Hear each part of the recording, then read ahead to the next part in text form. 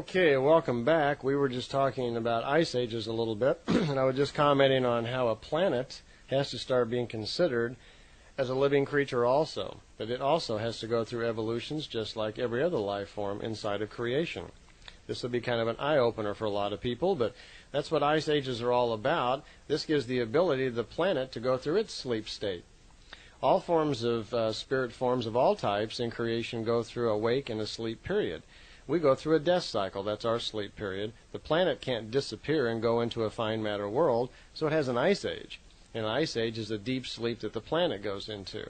At first, the few times it happens on a planet, the whole planet is covered with ice.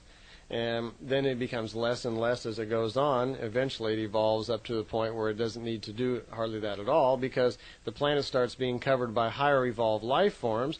The planet itself then only has ice ages in areas generally where it's not harmful to the life forms. But each time it goes through an ice age, all of the plants, animals, and even humans are affected by this, and it's a way of pushing up their evolvement. So everything evolves to a little higher state. A plant will come back as a more beautiful plant. A tree will evolve into something nicer. Even the animal kingdom, like a mammoth evolved into being an elephant. Now, ice ages on Earth are every 700,000 years for the major ice age. This is because there's a rhythm to how the ice ages work. People into biorhythms will probably pick up on this right away. I unfortunately don't understand that real well. But I do know that, as she's explaining it, the natural numeric system of the creation is based on sevens. And consequently, the natural rhythm of our planet is 700,000 years for these major ice periods to happen. At that time right now, they're covering 1/6 to 1/4 of our planet. We've had 4 major ice ages the last 2,800,000 years. That's the amount of surface area that was covered during each one of those. There are also interglacial periods between those 700,000 years. These come about every 350,000 years, and they are much smaller. They cover only about 1/10 to 1/12 of the planet. So there's been a total of 12 seeming ice periods in the last 2,800,000 years. The next interglacial period will be in about 150,000 years. We also have things called glacial wandering or glacial shifting, which the rhythm for that is much faster. They come about every 70,000 years, and this can confuse scientists a little bit when they're trying to pinpoint when the next ice age may actually come. So all of these periods have their own rhythms, and they're all corresponding to the 7x7 numeric nature of the creation itself. Okay? Billy raised another question about Pope Paul VI, and who he had been told earlier would be poisoned and is dead, but at the time he was still in office. And so he was, of course, kind of concerned about that, and he said, I thought she's supposed to be dead. And Semiosa remarked that he is. That actually the chairs, the cardinals of Rome, who control the popes, had, through association with the Jewish Zionist extremists, poisoned Pope Paul VI. The man who was then looking like Pope Paul VI was an imposter, and that actually they had found someone that looked like him, done some alterations to make him look like it. They'd even gone to the problem of erasing the birth certificates, school papers, and all the records they could find of the original Pope Paul VI to hide what they had actually done, so people really wouldn't recognize or ask any questions that might cause problems. Billy wanted to know if there was any life on any of the planets again in our system. She said no. And he said, well, how about extraterrestrial bases on Jupiter? She said no, but on the moon called Ganymede, there was an extraterrestrial base there. That extraterrestrial base was founded and operated by the B'Phath intelligence. And again, the B'Phath intelligence is also sometimes called the Giza intelligence, because these were the beings, the extraterrestrial beings, who were hiding out below the Great Pyramid of Giza and have tried to cause Billy so many problems. Another interesting note, we talked earlier about Saint Germain, this guy Rokosky that lived as the man Saint Germain, who was kind of a trickster, magician, and fraud. We're going to talk more about reincarnation and life cycles later on, but she pointed out to Billy that he has reincarnated. He's not aware of it, but the man who was once thought of as being Saint Germain is now reincarnated in a new life. He was born in Bohemia, and he's now known as Prince Roger de Pulaski. and he lives in Germany. And Billy was just kind of knocked out by this because they were able to track this guy, watch his new life cycle, see him be born as a different individual, and he wanted to go meet him and just, I guess, to check him out. And Semyosi remarked, no, stay away from him because he's just as deceitful, just as much of a fraud. It's just as much of a wasted life as it was in his previous life when he was Saint Germain.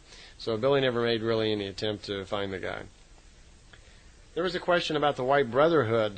They say that there are spiritual centers that they are in control of or are using the forces of. Places in, like in Peru in the Andes, a place called Meru, M-E-R-U. There's another place in Uxmal in the Yucatan Peninsula of Mexico, outside of the city of Merida, if you've ever been out there. And there's a place, the Royal Teton in Wyoming, and a place called Banff in Canada. And Billy wanted to know if these centers were actually places where their spiritual powers were talking to people. Okay, that's what the White Brotherhood apparently says. And she says, no, this is total nonsense, that the White Brotherhood, being a very powerful organization, has a lot of old knowledge. And she says they are aware of, I guess you could call it a mind trick, where you can have a large group of people concentrate their thoughts on one particular spot. Like, say you get 1,000 people together and you want them all to concentrate on one particular exact location. What happens is, she says, when all of their thoughts actually do converge on that one location, there's kind of a block of energy that forms right there, and it causes a reflection or an echo that bounces back to the person who's sending the thought. And they perceive that, they're confused, they somehow think that they're being spoken to by a spiritual entity. They're not. It's just their own thoughts bouncing off this block where the convergence is. Unfortunately, apparently the White Brotherhood uses this as some sort of trick to get people to follow them or whatever. There's another question about the drive system of the beam ships. That was asked earlier, and she reiterated, that the old beam ships, as they were called, worked on kind of a light bundling system. Bundle was the word that they used, but they haven't built those for about 400 years. When Billy took the first pictures of Semyosi's ship, that was a beam ship. It worked on that light principle, and those ships give off some amount of radiation. And she isn't using that ship any longer. She had a new ship. Her new ship used an anti-gravity drive, and it was based on a different principle of dischargement, whatever dischargement means. She says this ship had this anti-drive was used for planetary drive, and they used a tachyon drive in space. And she says it's based on faster-than-light particles that, as our scientists learn to understand them, will begin to name them tachyons. The present ship that she was in at that time for the contact, she says, has a different kind of drive system. It's called an antimatter drive. By the way, that ship weighs 1.5 tons, she said. Billy was kind of surprised, and he says, you mean antimatter actually exists? She says, oh, sure. There is an entire antimatter world. As she'd explained to him once before, there are even parallel universes. So in the antimatter, I don't know that there are worlds in the antimatter world, that there is. They just said there's an antimatter world and did not really define more about it, except that there's an immense amount of energy that somehow can be pulled out of this antimatter dimension or world, whatever it is.